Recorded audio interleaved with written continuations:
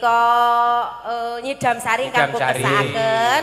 Ajeng tesih wonten rondo kempling kula tak pinangkani kali bojo kula nggih Mas Dalang. Nggih Pak Lurah ingkang ngersakaken Pak Lurah catur. Lagunipun badhe kula sendikani Pak Lurah. Nggih, lagunipun rondo kempling. Nggih, rondo kempling. Ndak punti. Ngopo lho jenengan ki kok Kaya Pak Penewu. Amit sewu Pak ngoten niku bojo kula. Cobi di belah tengah, Mbah. Dalem Di belah tengah. Di belah tengah. belah tengah mangke galihe ilang kadene ngeten mawon mangke. Lah wong mboten enten sing dengan kok amit-amit. Nah, men budaya ngene iki set. Nah, iki mau sarunge dibalekke kono. Nah, balekke. Sosok meneh ki nene nggon angkringan ki apa anane rasa mondot nek nggon sarung konangan. Angkringan mangan 8 kok ngaku 3. Rondo kempling nggih, Co, ngono. Co. Rondo kempling nggih. Rondo kempling nggih, Co. Co. Co. Monggo. Oh, lah wis do bubar. Co. Rondo kempling nggih. Co. Ses. Ses. Ayo Mas Wahyu.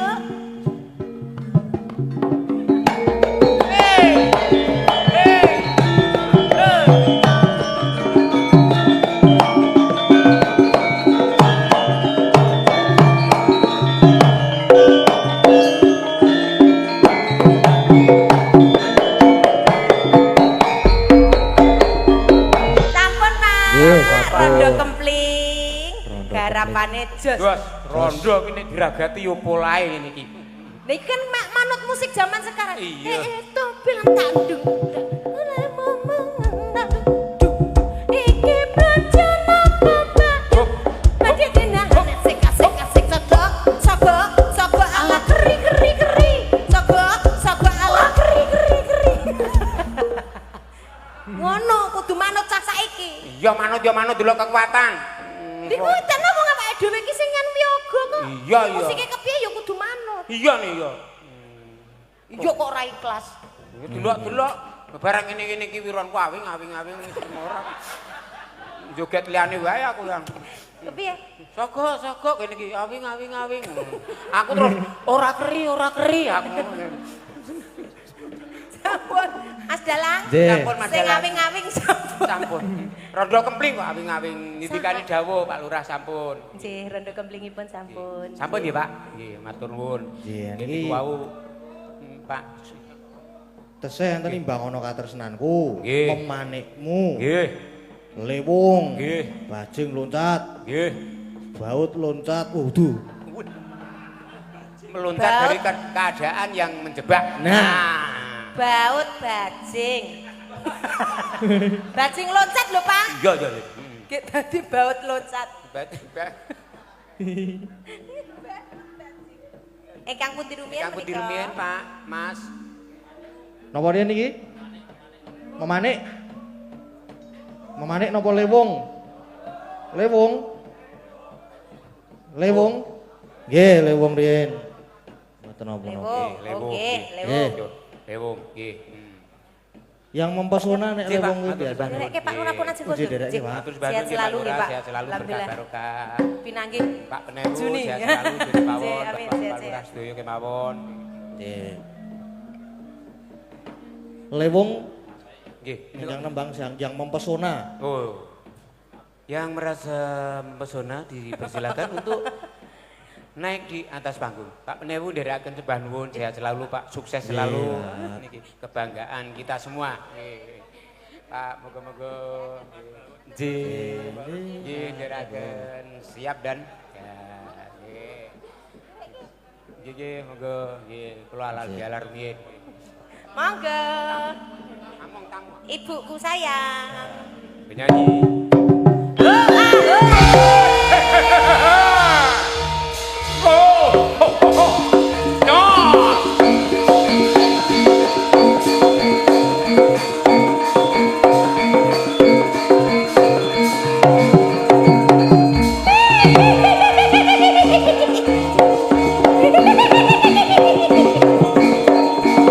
Bilang-bilang, Bu. Seko watu kuning wae. Seko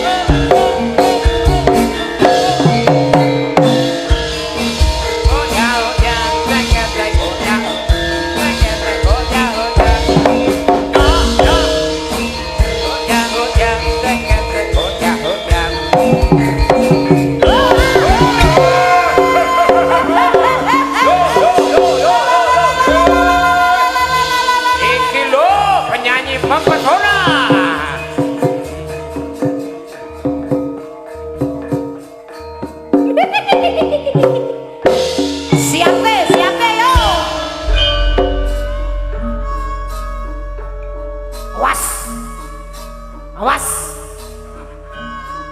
Was.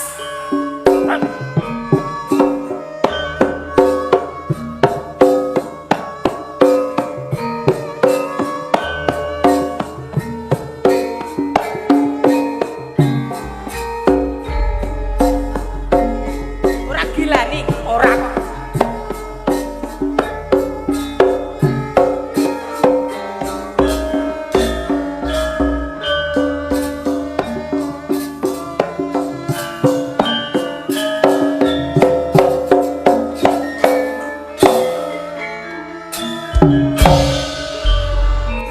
Jatahmu. Suwe nggon aku ngenteni. Matur nuwun. Ya tak enteni wong suwe aku ngenteni kok. Jatahmu lho. Mandek lho.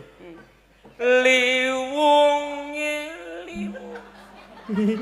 Jatahmu aku karo Bu Pras wis. Kasete bundet iki kasete. Suwe nggonku ngenteni. Liwunge. Iki kon kepiye kon? Pripun to Mas? Dadi musik lho kados iku. Suwe nggonku ngenteni no tak no dindeng tak no. Alah alah. Kepiye? Urusan pajak.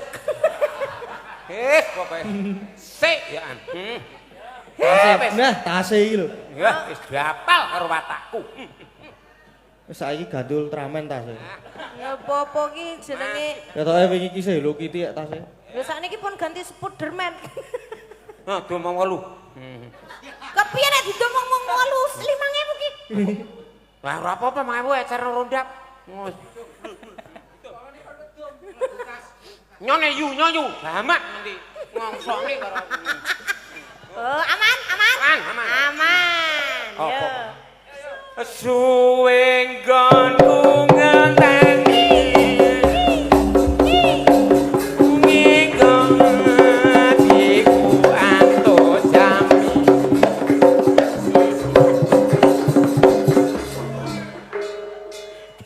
Bu, 100.000 iku redek munyuk. Lah kan mung kendange tok. Oh, kendang. Liyane urung. Anu mangke kula caos donga mawon nggih mugi-mugi lancar. Rekoso tenan pokoke. Anu Bu, kowe arep ndrateni kowe apa ora? Nek ora saolehe ayo mulih. Pak Limas durung mang padoske dalan kula. Kapok rombongan ngene. Jenenge gampang nesu ya. Nesu Ngono wae kepiye? nesu. Aja gampang nesu. Ah kowe mono kur kesel tok, aku ki kesel barang-barang.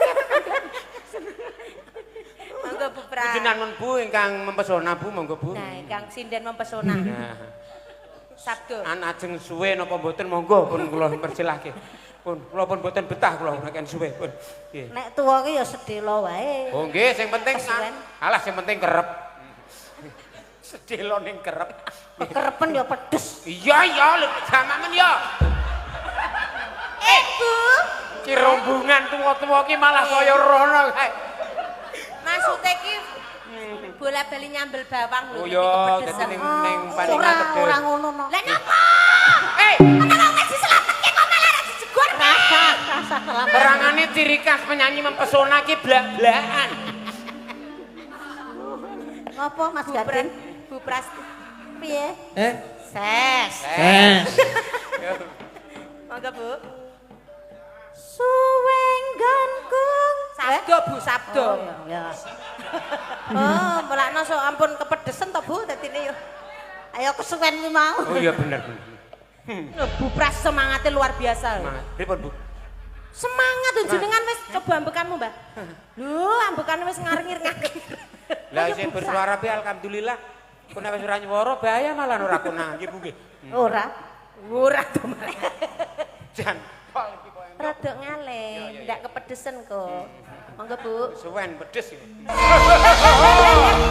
Wah, Lo.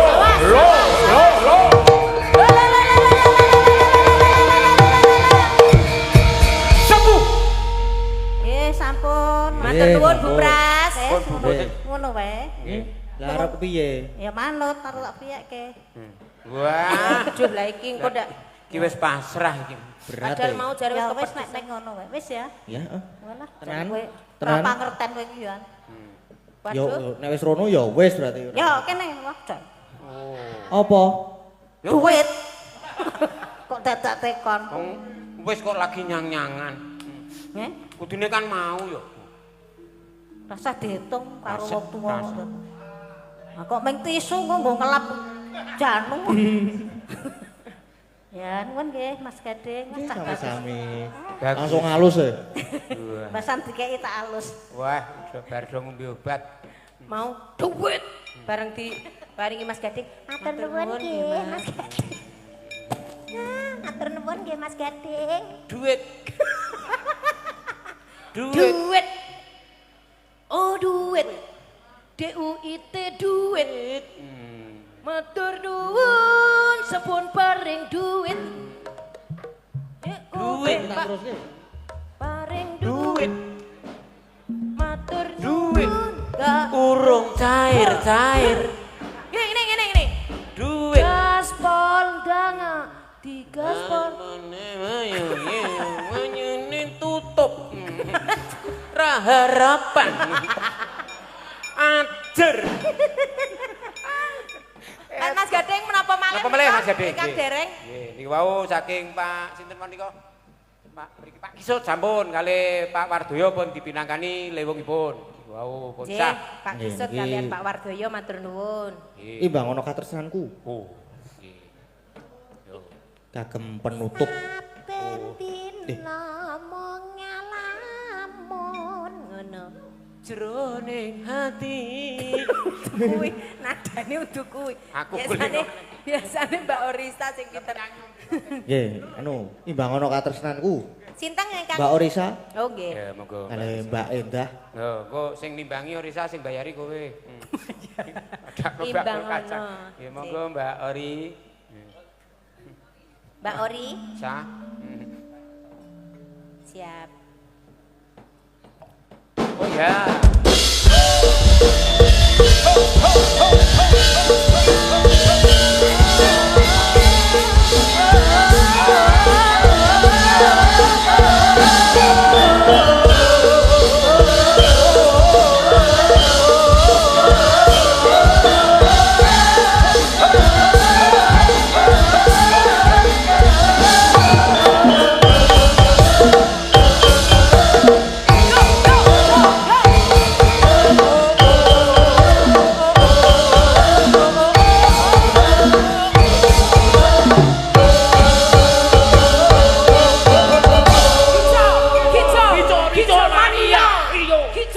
Kicau. Manuk apa? Wah, suwe-suwe aku dadi nom meneh ki anggere ngene iki.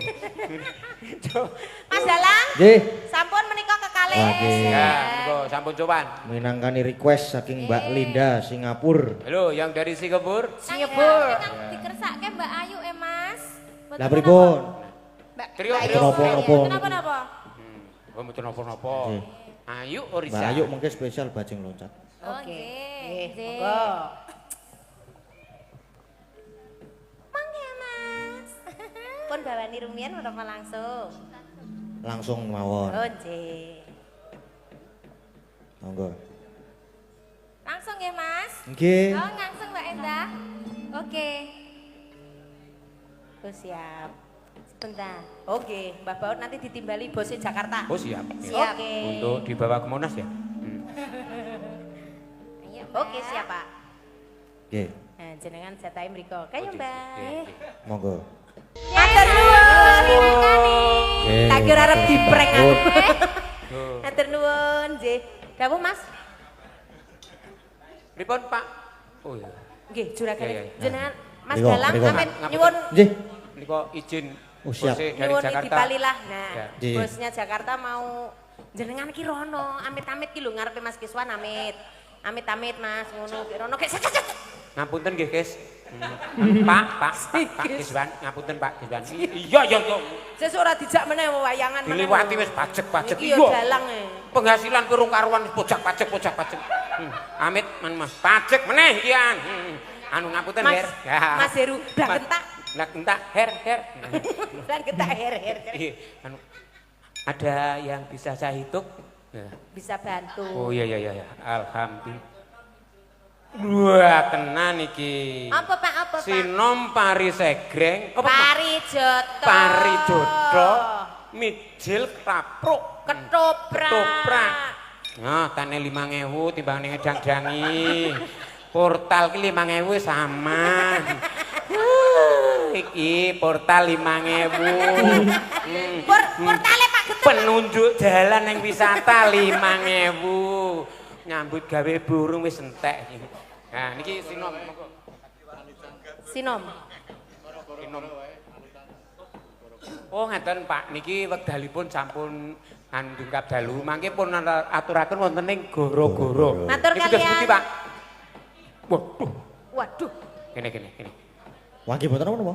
Terus pundi? Kene Mas tarikan Dalang? meneh tak balekne iki njaluk saiki rasa dilebokno ngetas. Nggih dipun pinangkani mboten Oh, napa? nggih. Ora sida meneh. Ya. Nggih. Yo sareng-sareng.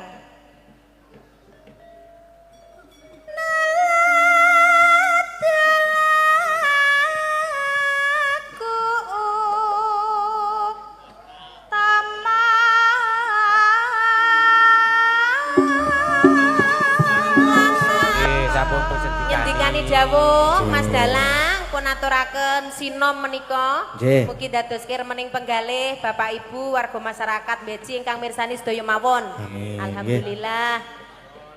Nggih. Nggih niki pamultane mengke sing dereng dipinangkani wonten goro-goro melih. Oh, Makanya niki nggih. wektune nggih saya ngoyak. Nggih. Leres Nggih. Mas Dalang matur Nggih. sembah nuwun pun lajengaken Oh, kathah nggih. lepat nyuwun pangapunten. Kami nggih kula nggih menawi kathah lepat nyuwun pangapunten. Dawah sami-sami. Nggih. Nok piye Pak? Iki awake dhewe wis wayahe nonton budalan. Nonton budalan. Oh. Wis ayo gek neruske laku sik. Ayo mak tak derekke. Enjing bidal kumuro saking jroning raja.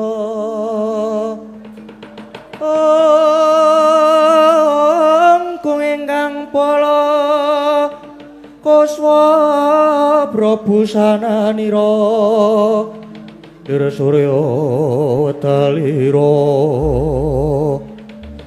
saka ing jalanidi rasa madangi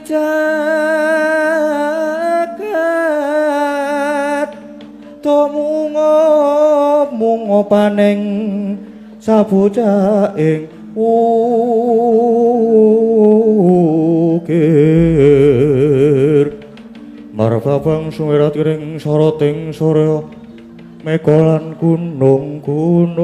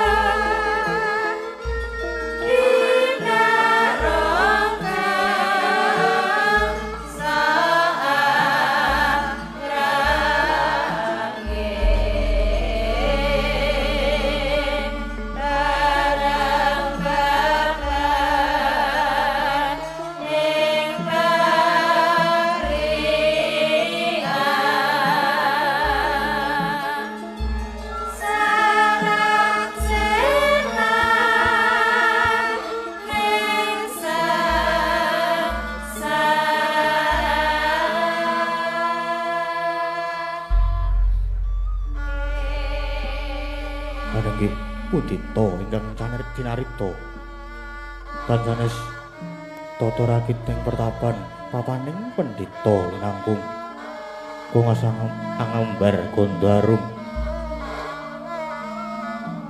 rumaning basa panyandra drajating pramana angasrama mangun puja brata tataning manembah bane dupa mangalat murup makantar tarling kaprabawan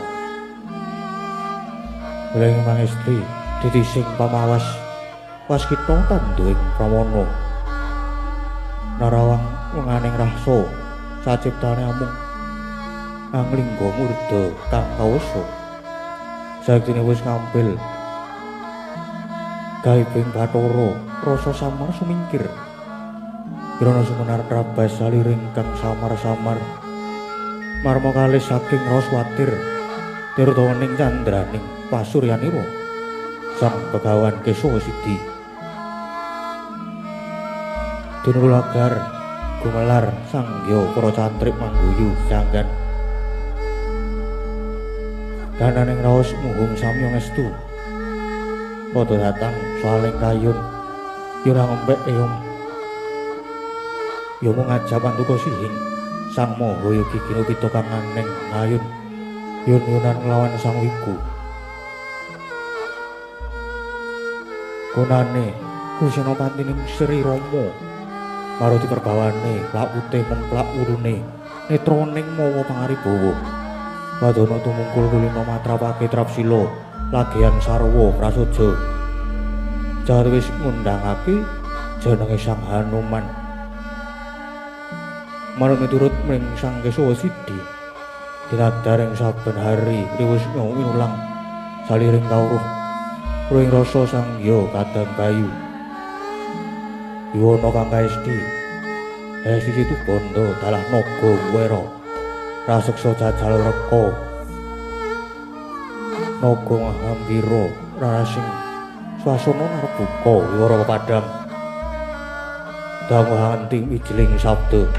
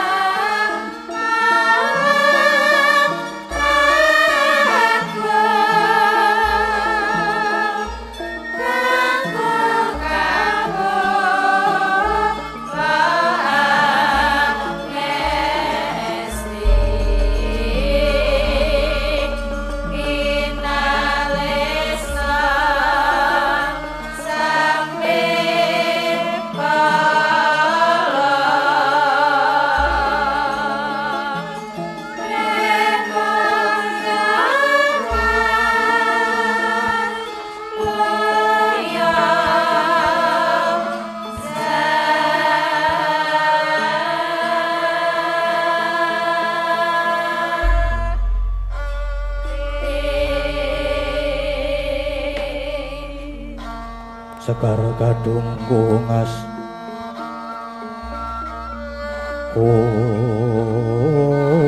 gandanira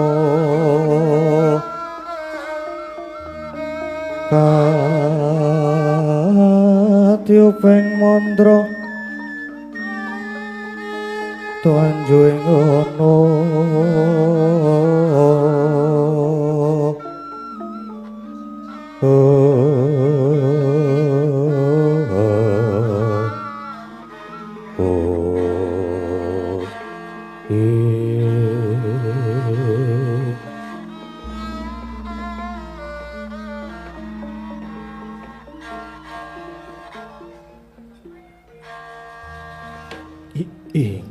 ilahing mastu nama sidam sekaring bawono langgeng mengkoto anumanan sira jajal reka wonten pangandika ingkang adhawuh piremban wonten pangandika ingkang adhawuh Sang Mahayogi samangka kadang-kadangmu bayi liyane padha sawega ing jaba tak sawang wiwit mau ana ingkang bakal mbok takokake marang aku Anoman.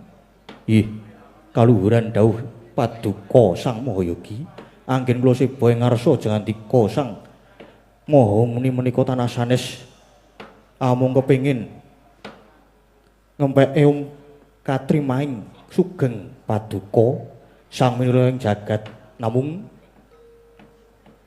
nadyanto kula sampun wiwit kuncung ngantos gelung anggen kula ngudi dhateng kautaman parandene taksih gidhuh ing raos pangraos kula keparenga kula cumadung dawuh piremban Anoman ngerti yo kabeh iku sejatine purian becike wae yen wis mangkono wis bener becik tegese manut jaman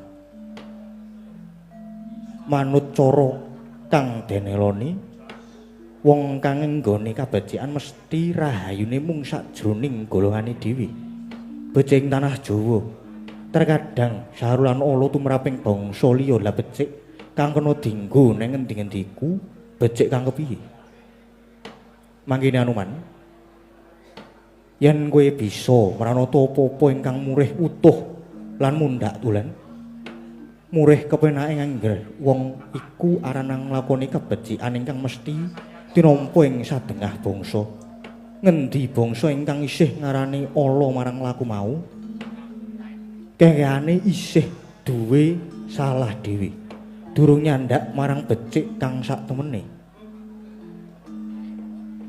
Anoman jagat iki meruhi telu siji dadi loro wuh telu wutuh lan nyirnake sabarang ingkang tanpa guna marang dumadiku yen wong nggone wateng ing jagat mangkono kiraku wis ora bisa aran salah wong loro diwarasake kegese diwutuhake maneh diarani awit ing uripe supaya isih tumangkar ngiseni donya lan ngetokake hasil kang akeh Anoman yen wong mau wis ora ngetokake hasil nanging malah mangan dhewe mesine mati dhewe ora usah dipateni uwit ingkang wis ora woh maneh uga cepak patine sawise mati bathange wit utawa kewan iku ngregeti jagat mulane banjur ana ingkang mbosokake nganti lebur nganti dadi lembut utawa dadi sari kang alus kena diserot dening tuan kang isih enom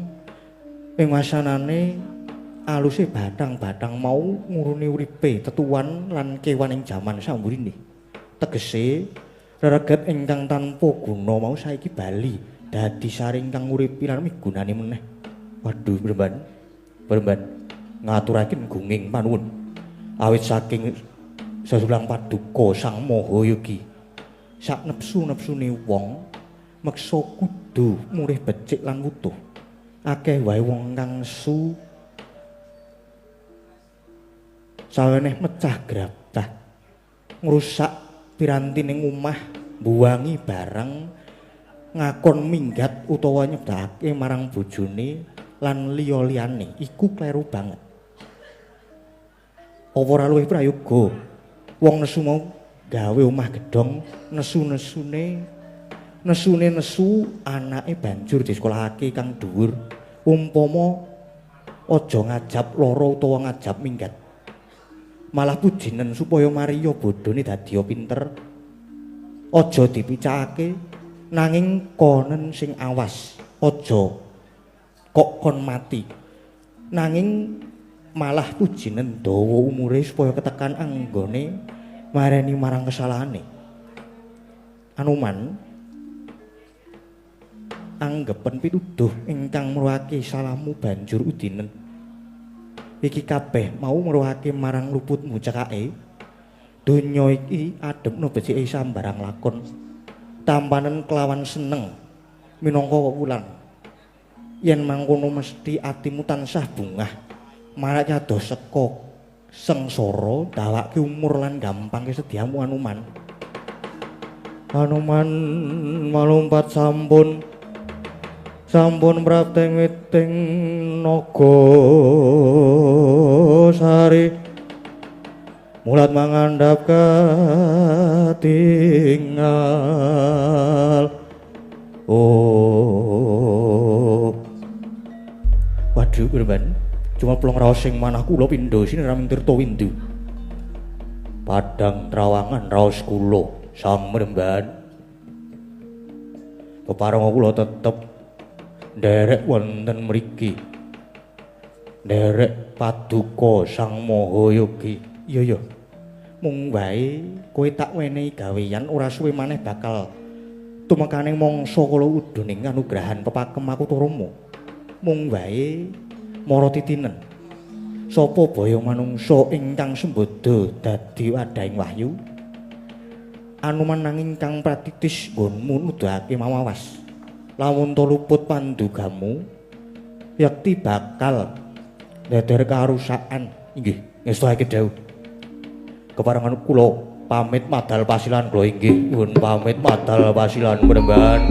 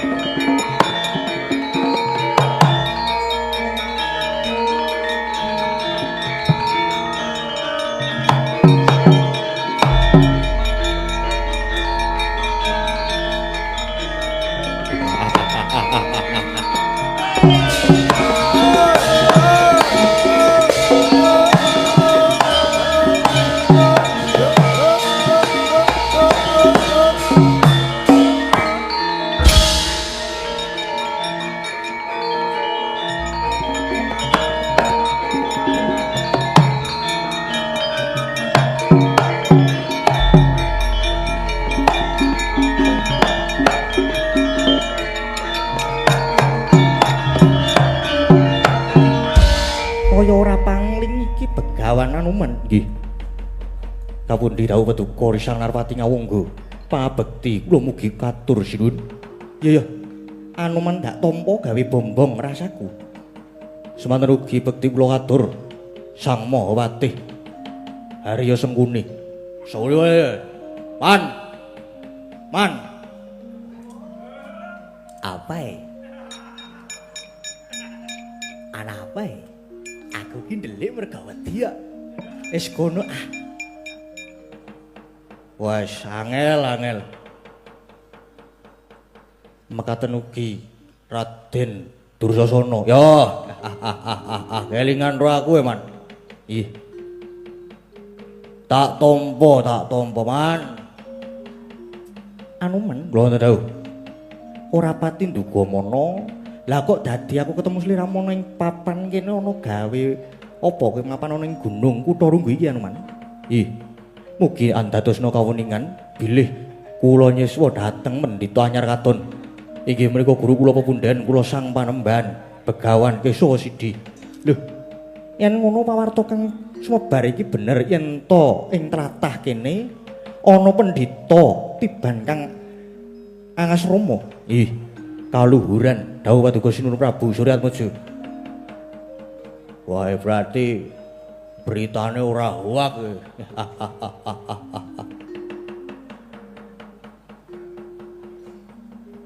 Wonten apa? Wonten menapa? Tak cethake. Dadak metu meneh. Bener berarti iki bener. Berarti kowe nyantrik nang kene ya to, Man? Nggih. Nggih. Pemban Begawan Kesawa Sidi. Gage. Larapna sinuwun ngawangga marak lawan Adu. Dalah para sata Kurawa kepengin sak pejagong kelawan Begawan Kesawa Sidi. Nyuwun ngapunten. Rikalengan mangke Sang Maha kinembe wonten ing pasumeden suci boten saged dipun panggih dening sinten-sinten. Kula ingkang tinanggenah tetugur wonten ing mriki mila nyuwun ngapunten. Benjang kewala menawi sampun wonten lodhanging penggalih Sang Adi Premben. Jawandika sinuwun ngawangga badhe kula larapaken sowan wonten ngersanipun Sang Maha Muni. Lho, Anuman. Kowe kok wani guneman balekake? Aku ki sapa? Narpati ngawangga ora keteng cilik-cilikan aku ki ya ratu. Dasare aku dutaning Nalendra Agung Ngastina, Kyai Prabu Jaka Pitana. Praptaku ing kene ora liya mung kepengin mundhut pepagem. Makutha Rama Anuman. Jaja mundaplir kinetap netra kocak mundarandir. Hidupnya manggala cakra. Oh, wah, jagat mangesung ngramune mak jremong kok. Mak cekot ning kuping. Arep mundhut pepagem Makutha Rama anggepmu apa? Aku nganti jeklu-jeklu ana ngarepe Sang Adi Premban wae durung kasembadan. Durung kesamadan dayaning pepagem Makutha Rama. Lah kok dadi gembelo Narpati ngawangga lho. Malang kedak pendirangan mripat ngarep apa? Ayo. Kowe saiki gelem bali apa ora? Ora gelem bali aja takon dosam. Sapa sing rawe-rawe tak rantas, sing malang-malang tak putung babu. Sugih kendel bondoane Anuman. Kowe mulat Narpati ngawangga ora mung tiba berblarak. Nanging colok Sang Hyang Surya maju. Maju sabalem ora bakal tinggal gelanggang colong. Ora bakal tinggal gelanggang colong playu. Metu menyang dalan sing amba ing kene marganing patimu Anuman. Ah, lunga meneh.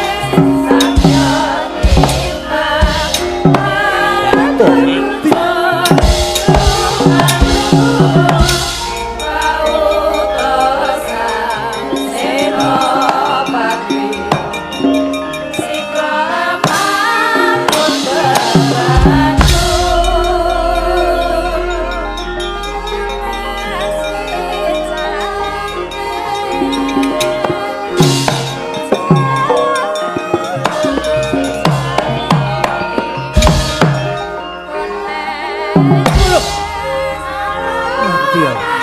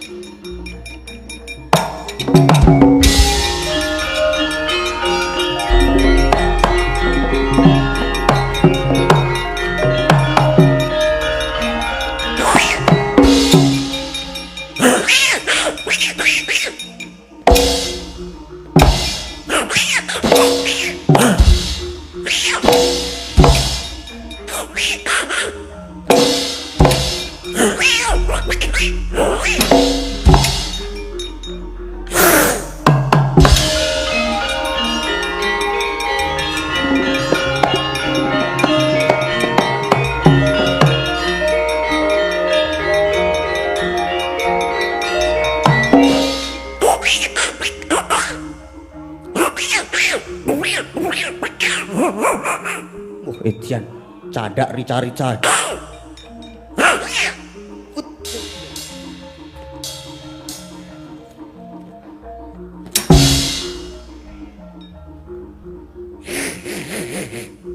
Wah. Siang.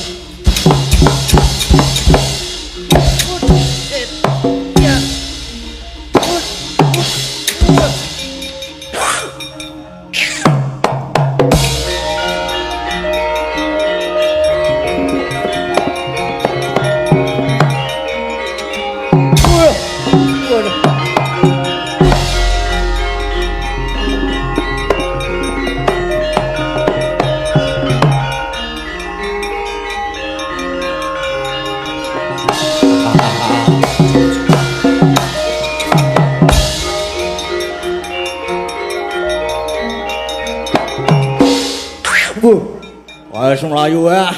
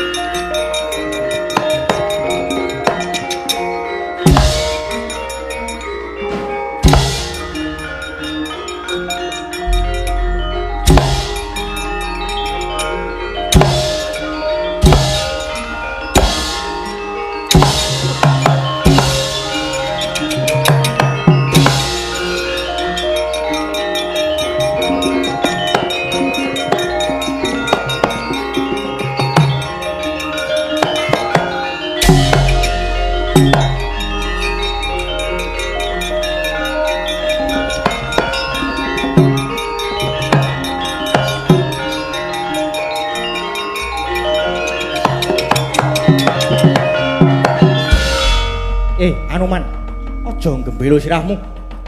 Sawangan pusakaku iki. Sawangan pusakaku iki. Yen nganti kowe ora kena apa-apa, sembah ider-ideran kowe Anoman.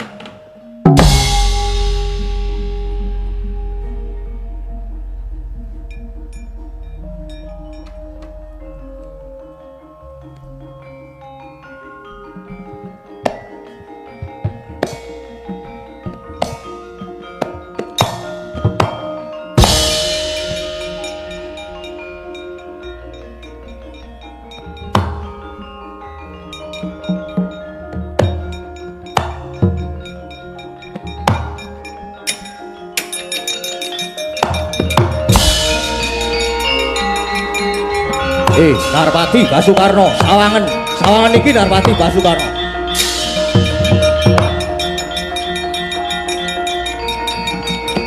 Mati aku.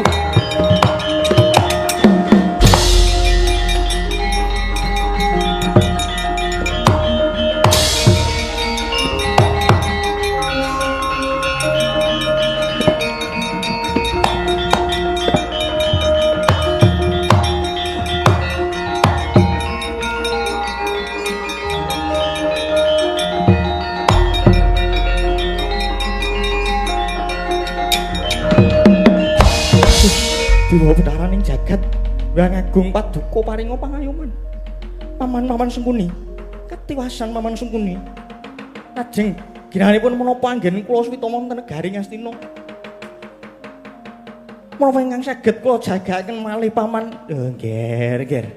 Mila ta mila Paduka nglepasaken senjata pamungkas ing atasipun namung Anoman Kewala Paduka sinuwun ngantos ngedalaken pusaka piningit. Alah nggih. Paman, taunana windanana. Kula mboten badhe wangsul menawi mboten piyangga kalian pusaka kula Paman. Nggih.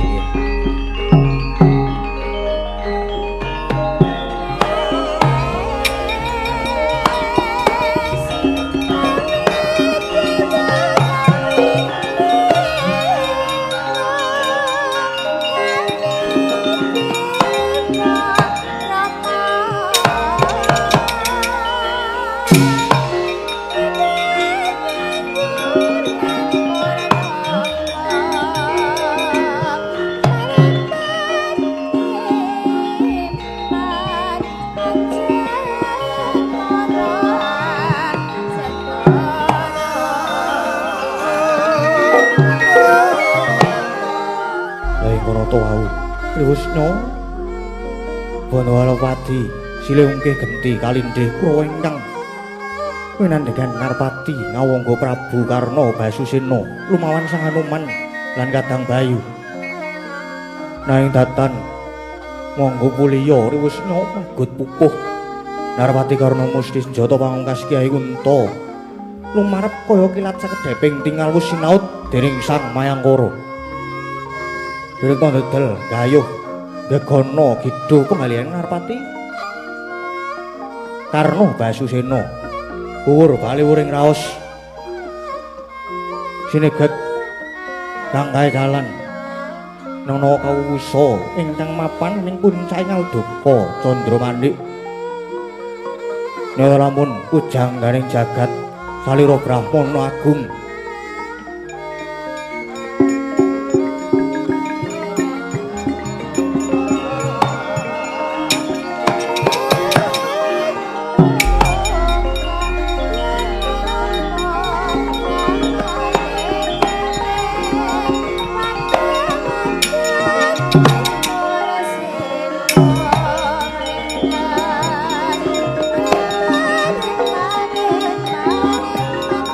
Rama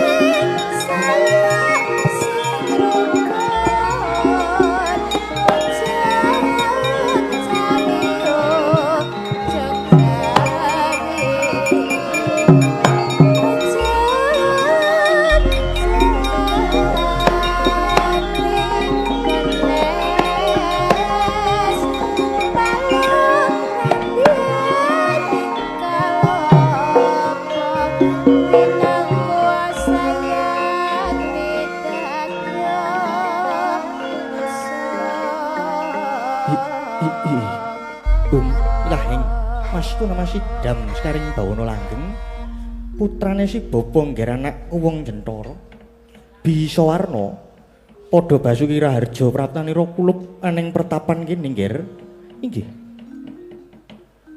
pangestu paduka Kanjeng Rama Pemban niskala suwan kula manggih rahayu namung pangabektinipun ingkang putraing Singgala mugi kunjuk wonten ngarsa paduka Kanjeng Rama Pemban iya nggih tak tampa gawe bombonging rasa ora liwat mung pangestunipun bapa amayung ngono lekas kita dat kapundi inggo jimat paripe mugi andayanana katentreman sumrambah kawula sak negari Singgala Rama anakku nggih wong bagus bisa warna saektinipun bapa rumangsa bombong dene jeneng para kaki ing ripalungguhan iku mituhu dawuh pawelingipun bapa nyatane ngriki sira sowan marang pertapan Candramanik piye nggir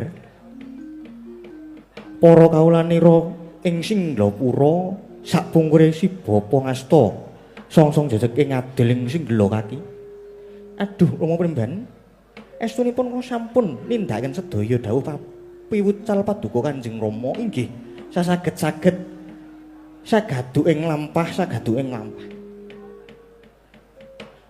sakadaring manah kula inggih sampun kula tindakaken jernyatanipun para kawula sami ayem tentrem niring sambikala namung kemawon inggih boten saged wibawa kuncara kadinalika Kanjeng Rama Pemban ingkang ngastu wonten ing Singgala anakku ngger anakku wong Jentara ya ora dadi baya pangapa jer anggonira ngrumangsani kang mangkono mau ideping tekad jeneng sira isih kepengin gayuh ingkang luwih prasajan kewala kula nyuwun dawuh sabda paduka Kanjeng Rama Begawan mugi saged kinarya pamecut laksitaning lekas kula anggen kula maluya praja Rama ya nggir ya lakuning urip pamunging pamardi lan pamarsudi mau dadi pangudi sepisan becik kelakuan saranane kudu hanggulang welas asih nancepake rasa sih katresnan lan kapindhone akeh kepinteran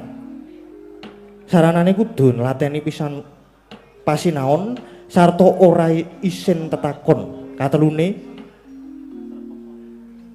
pakulaing kagunan saranane kudu ngulinakake panggarap sarta